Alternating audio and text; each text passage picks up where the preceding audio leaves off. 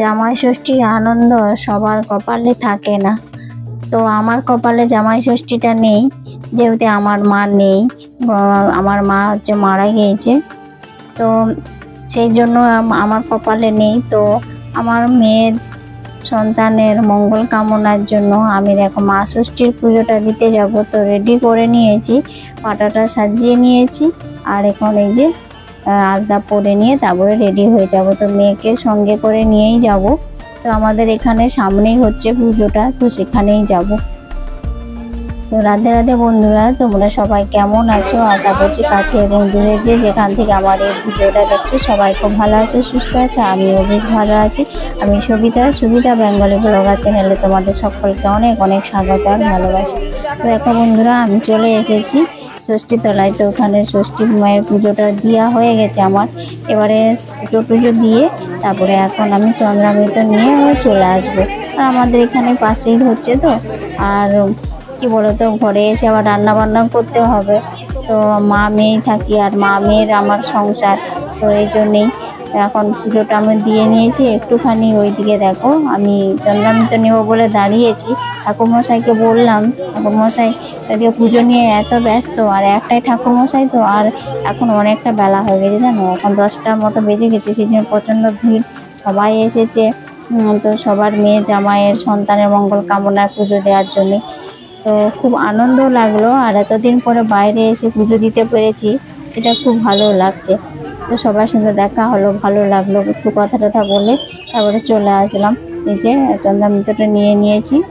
আর আমাদের এখানটাতে না একটা চালা ঘরের মধ্যে করছি, আর আসলে প্রচণ্ড রোদ গরম, তো বৃষ্টি হলে অসুবিধা হবে, তাই জন্য এখানেই করে। আর সামনেই আমাদের আবার শিব মন্দিরও রয়েছে এখানেই। তো এইদিকে দেখো আমার পুজোটা দেওয়া হয়ে গেছে, আর এই যে এখন আমি বাড়ি চলে আসি। কত লোক এসে গিয়েছিল পুজো দিতে দেখো। তো এইদিকে ওইদিকে আমাদের পাড়ার অনেক লোকে গিয়েছিল। তো তারপরে এসে যে রান্নাটা বলতে, ভাতটা না আগের দিনে ছিল, সেই জন্য ভাতটা গরম করে নিচ্ছি। আর এইদিকে এখন এই যে লাল শাকটা ভাজাটা করে নিচ্ছি। কি বলো তো, আজকে আবার সেরকম কিছু রান্না বান্না কিছু করছি না, হালকা পাতলা রান্না করছি। আর মা মেয়ে আছি তো, আর এই যে সংসারের যেমন জোটে মধ্যবিত্ত পরিবারে, তো সেটা দিয়েই খেতে হবে। তো হাজব্যান্ড হয়তো ডিউটি গেছে, তো মা মেয়ে আছি, যেইটুকু বাজার ছিল সবজি সেগুলো দিয়ে এখন আজকে দুপুরে রান্না করে নিচ্ছি। তো শাকটা একটুখানি এরকম করে ভাজছি, একটু বাদাম টাদাম দিয়ে, তাহলে বেশ ভালো লাগবে খেতে। আর একটু ডাল করেছি, আর ওই ছোটো হাঁড়িতে দেখতে পাচ্ছ ওইটাতে ভাতটা ছিল, সেটাই গরম করে নিয়েছি। রান্নার পর মাত্র 15 মিনিট সময় নিয়ে কাজ করলে 15 দিনের কাজ কিন্তু এগিয়ে থাকে। তো এইদিকে দেখো এখন রান্নাটা আমি সেরে নিয়েছি। এই যে শাকটা ভাজা হলে রান্না কমপ্লিট হয়ে যাবে। তারপর রান্নার পরে সঙ্গে সঙ্গে আমি রান্নাঘরটা পরিষ্কার করে নেব। তো এইভাবে যদি রান্নাঘরটা পরিষ্কার করা হয় না, তাহলে রান্নাঘরটা কখনো তেল চিটচিটে হবে না, তেল মুক্ত পরিষ্কার চকচকে থাকবে। তো তো সেই জন্যে আমি যখনের কাজ তখনই করে নিই। তো এখন করব না, পরে করব, এই অলসতা করলে কিন্তু কাজটা পড়ে থাকে, তখন আর ভালো লাগে না। সেই জন্য সঙ্গে সঙ্গে কাজ সঙ্গে সঙ্গে করে নিতেই হয়। তো আমি দেখো আমার রান্নাঘরটা সবসময় ক্লিন অ্যান্ড পরিষ্কার করে রাখি সব সময়ের জন্য। আর মা অন্নপূর্ণা তো আমার এই ঘরেই বাস করে, তাই না, সবাই জানে। তো মা অন্নপূর্ণা যাতে রুষ্ট না হয়, তাই জন্য দেখো রান্নাঘরটা সবসময় যতই কাজে ব্যস্ত থাকো না কেন, রান্নাঘরটা কিন্তু রান্নার পরে ক্লিন করে নিতে হয়। এতে কিন্তু মা লক্ষ্মী সন্তুষ্ট থাকে। মা লক্ষ্মী সন্তুষ্ট থাকলে আমার ঘরে কিন্তু কোনো অভাব হবে না, কোনো অন্য ভাব হবে না, কোনো কিছুর অভাব হয় না। তো আমি এটা মানি, আর এটা আমার উপরে এটা দিল একটা, আমি বিশ্বাস করি। আর বিশ্বাস আছে বলেই আমি বিশ্বাস আর ভক্তি দিয়ে আমি সমস্ত পুজো পাঠ যেমন করি, সেরকম কোনো কাজটা করলে গেলে আমি সেটা বিশ্বাস আর ভক্তি দিয়ে করি, যাতে আমার সংসারে কোনো কিছু যেন অভাব অনটনটা না হয়। তো তাই দেখো সুন্দর করে এখন পরিষ্কার করে নিয়েছি। আর রান্নাঘরটা পরিষ্কার থাকলে মনটা তো এমনিতেই ফ্রেশ থাকবে, আর রান্নাঘরে আসতে কোনো অসুবিধা হয় না। আর আমাদের গৃহিণীতে জানো তো, রান্নাঘরেই অর্ধেকটা সময় চলে যায়। তো সেই জন্য যেখানে আমরা বেশিরভাগ সময় কাটাই, সেইখানটাতে সবসময় পরিষ্কার পরিচ্ছন্ন তো রাখতেই হবে, তাই না। তো আজকে কি কি রান্না হয়েছে সেটাই দেখিয়ে দিলাম। ডাল আলু সেদ্ধ মাখা করেছেন, আর শাক ভাজা করেছিলাম, আর এই যে ভাত মা মেয়ে এটাই খাবো। তো আজকে আমার কি বলতো, এত কাজের চাপ না, আর একা সবকিছুই সংসারের দায়িত্ব আমার নিজের কাঁধের ওপর পড়েছে জানো। তো মেয়েকে আবার বিকেলে ড্রয়িং স্কুলে নিয়ে যেতে হবে। এই যে ষষ্ঠী পুজো করলাম উপোস থেকে, তারপরে এই যে সংসারের কাজ রান্না বান্না সেরে আবার মেয়েকে যদি ড্রয়িং স্কুলে নিয়ে যেতে, তাহলে আর কি ভালো বলো তো। তো শরীর আর চলে না মনে হয়। তো রাতে যা রান্না বান্না সেরকম আর কিছু করতেও পারবো না, যা রান্না ওই রাতে কিনে নিয়ে চলে আসবো মা মেয়ের জন্য। ভেবেছি এদিকে রান্নার ঘরটা সুন্দর করে গুছিয়ে দেখো, এই যে এখন এই যে 10 দিনের 15 দিনের কাজ, সেটা আমি একদিনে এখন 15 মিনিটের মধ্যেই সেরে নিচ্ছি।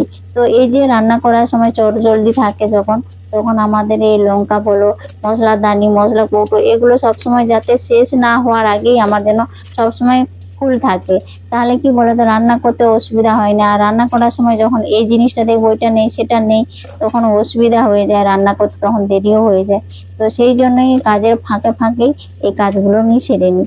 তো এরকম করলে কিন্তু অনেকটা কাজ তাড়াতাড়ি হয় এবং বেশ সুন্দর হয়ে যায়, আর চট জলদিও হয়ে যায় কাজটা। তো এই টিপসটা আমি এটা ফলো করি, যখনই লঙ্কা নিয়ে আসে তখনই এরকম সময় পেলেই সময় বুঝে। আর আমাদের গৃহিণীতে তো জানো হাজার কাজ, মানে সেই জুতো সেলাই থেকে চণ্ডীপাঠ, তো তার মধ্যেও যখনই সময় পাই সময় বুঝে আমি এই কাজগুলো করে নিই। তো এইভাবে করে নিলে কাজটা আমার বেশ সুবিধা হয়, পরে কাজ করতে কোনো অসুবিধা হয় না। তো এই জন্য দেখো আমি তোমাদের সাথে কথা বললাম, আর আমার লঙ্কাগুলো সব সুন্দর বাছা হয়ে রেখেও দিলাম। আর মশলার দানিতে এখন যেহেতু মশলা রয়েছে সেই জন্য এখন ওটা বললাম না, যেদিন যখন আমি দেখি অল্প অল্প থাকে তখনই আমি চট করে ভরে নিই। তো যে খাওয়া দাওয়া করে আর দুপুরবেলা রেস্ট করারও সময় পাই না। তো আবার এখন দেখো মেয়েকে নিয়ে ড্রয়িং স্কুলে চলে এসেছি, মেয়েকে ড্রয়িং স্কুলে দিয়ে আর আমি কি করেছি জানো, ওইখানে রয়ে গেছি, আমি আর আসি না। কি বলো তো, এই যাওয়া আসা না অনেকটা খরচা হয়ে যাবে টোটো ভাড়া, তো সেই দিকে একটা চিন্তা করে সেই জন্য আমি আর বললাম না যাব না। তো এখানে সমস্ত কাজ সেরে এসেছি, মানে এখন এখানে বসেই থাকবো। তো একটা মন্দির এখানে আছে, ওখানে বসে থাকবো, আর মেয়েকে একবারে ড্রয়িং স্কুলে ক্লাস শেষ হয়ে গেলে তারপরে একবারে নিয়ে চলে যাবো। তো এইদিকে দেখো এই ছাগলটা খাচ্ছিল, তো সেই ষষ্ঠী মায়ের কথা মনে পড়লো, আমরা যেখানে মন্দিরে পুজো দিতে গিয়েছিলাম সেখানে একটা ছাগল আমরা সবাই পুজো করছি, আর একটা ছাগল এসে সব ফল টল সব পাতাগুলো বাঁশ পাতাগুলো খাচ্ছিল। তখন সবাই বলছিল যে এই যে দেখো ষষ্ঠী মা যে এগুলো খুব খাচ্ছে, তো সবাই ষষ্ঠী মা বলছিল ছাগলটাকে। তো খুব ভালো লাগলো। আর এই যে মন্দিরটা তোমাদেরকে দেখালাম, আর এখানে এসে আমি বসে থাকি জানো তো, মেয়ের ওই ছুটি হবে 7টার সময় তখন। তো এই যে অনেকক্ষণ বসেছিলাম, কিন্তু তখন ঠাকুরমশাই আসে না, গেট খুলে না মন্দিরে। তো এখন 6টা বেজে গেছে, তো মন্দিরে গেট খুলেছে, ঠাকুরমশাই যে ঝাড়ু টাড়ু দিচ্ছে। আর দেখিয়ে দিলাম আমার এখানে যে মা আনন্দময়ী, তার এখানে আনন্দময়ী মাটা খুবই জাগ্রত, আর খুবই মুখটা দেখেই না মায়ের সব ক্লান্তি সব দূর হয়ে যায়, খুবই ভালো লাগে মায়ের মুখটা দেখলে। তো এখানে বসে আমি একটুখানি ভিডিও বানিয়েছিলাম। আর ভিডিওটা কেমন লাগলো তোমরা অবশ্যই কমেন্ট করে জানাবে, তোমাদের একটা কমেন্ট আমাকে আরও নতুন ভিডিও বানাতে উৎসাহিত করে। তাই বন্ধুরা, ভিডিওটার কোনো অংশ যদি ভালো লাগে তাহলে প্লিজ বন্ধুরা আমার চ্যানেলটাতে সাবস্ক্রাইব করে আমার পাশে থেকে আমাকে এভাবে সাপোর্ট করো। ততক্ষণের জন্য তোমরা সবাই ভালো থাকো, সুস্থ থাকো, সবাইকে টাটা বাই।